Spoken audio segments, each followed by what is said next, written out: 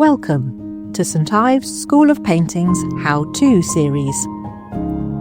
Short lessons taken from our longer online courses, designed to help you build confidence and skills in drawing and painting, one focused exercise at a time.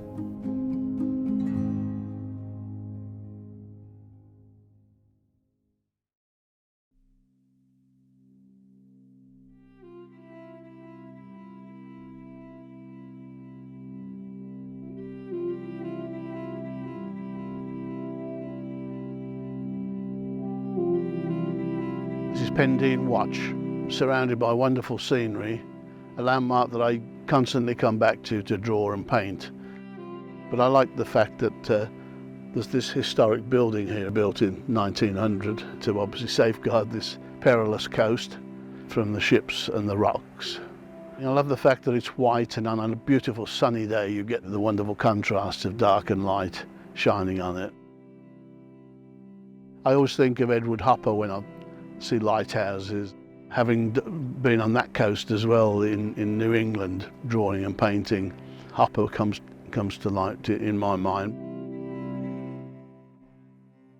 My practice involves sketching and making colour notes out in the landscape. It's not just the view in front of you, it's the sounds, the sea, the wind. It's all those feels and emotions that feed into the painting. But even if you're finishing it off in a studio, you've experienced being out there with the elements and getting all that information in your head. I'm just about to do a little scamp or a drawing just to give me the information that I might need later. The light and shade, where the sun is coming from, and bits of information that will feed into later drawings. I'm just going to use this viewfinder. It just takes out all the other stuff that I don't want in the image. As I'm going from that roof line there across to where the sea comes through. These are just to give me an idea of shape. The sun is coming from this direction, so I've got that shadow falling on the side of the building.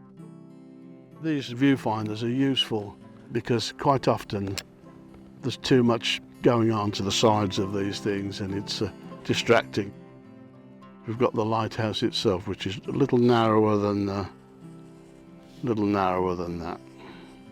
and just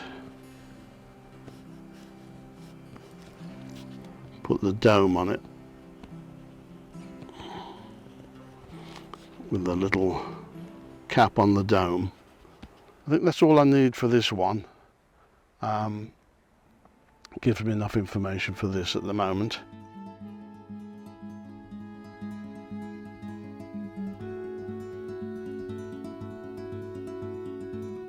I've already done some drawings of one side, and I'll continue with some more drawings down here. What I'll do, I'll just use some charcoal to look tonally at another drawing now. A simple way of just showing where the tonal marks are on it. This is just to help me get familiar with where the sun's coming from. I'm going to shape that back a little bit. A couple more linear marks on there. And place the building. So this is all the sea around here. And I'll use my finger to just smudge that in.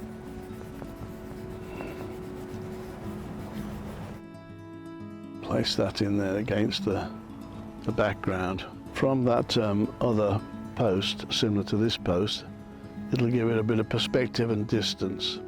Funny enough, that one goes behind the wall, this one comes in front of the wall, but you can see what's happening, and you've got this telegraph wire or wire going up to it. I'll smudge a bit of the sea background into there, but I've more or less got the feel that I want and the information I want for charcoal. So I'll come to a conclusion on this one now, and then I'll start a drawing that gives me a bit more information that I can use the gouache on. and work that one up.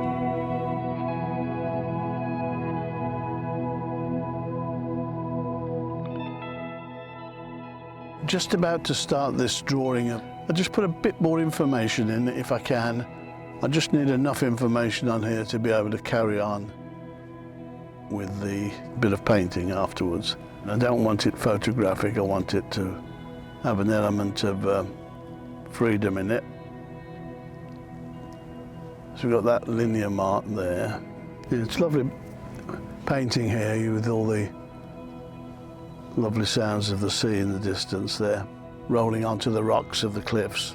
And of course it's constantly changing with different weather patterns, different seas. You can imagine on a wild day, it'd be also magnificent. So yeah, all those things are nice to think about.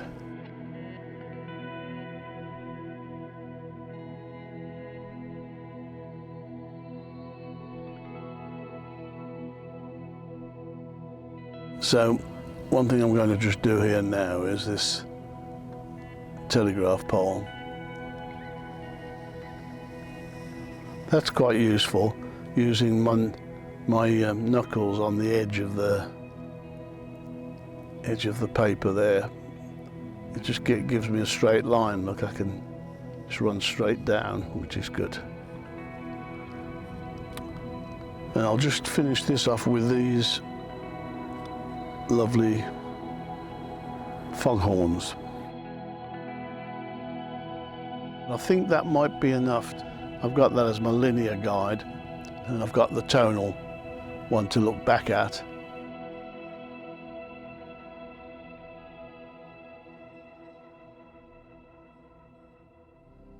I've decided to put my cap on at the moment. It's the back of the head's getting a little bit burnt, so there you go. So I'm just in the process of putting some paints out, some gouache paints out on my palette. Gouache being water-based opaque paint. I'm going to keep it quite simple, not too many colours. This is just an indication to start with, just to give me the feel that I will require. It takes a little bit of time to just build what's going on there. So obviously whilst painting, you think about the past and the history of the whole place, the amounts of lives that have been saved by having this lighthouse here. It must have saved quite a few sailors in the past. It's not just an image, it's got a history to it as well, which is good. Obviously the process of painting is time consuming, and you have to have a little time to reflect and make sure you're going in the right direction. What I want to try and do is just catch an essence rather than an exact feeling of the place. So I'll look at this distant building first, and I'll just place the white there. Just trying to tackle the lighthouse itself with all that white on it. This building is complex. It's got so many walls that protrude and go back, and different elevations of it. I think what you've got to do is just suggest them, really, and the palette knife's helping me just place some good strong marks on there. You almost need the drama of the sea and the wind and the sky behind it to push those elements forward a bit, give it some other colour. I might just make these few last defining marks just to hold it together. I'm going to take a little line of the roof line across there. I will put another vertical in here for that post. There's not an awful lot of colour in this particular subject, but I can dramatise it more with the oil painting later. So this is giving me enough, and take it further from here. We couldn't have had a nicer, sunnier day with this lovely backdrop. I think we've got enough work together to continue back in the studio, and then I'll work up onto the oil paintings. Looking forward to seeing you next time in the studio. Want more tips, tricks and inspiration? Each of the short lessons are taken from one of our full courses in our extensive online library. We have over 100 courses available for you to watch on demand. Visit our website to find out more and hit subscribe for more creative inspiration.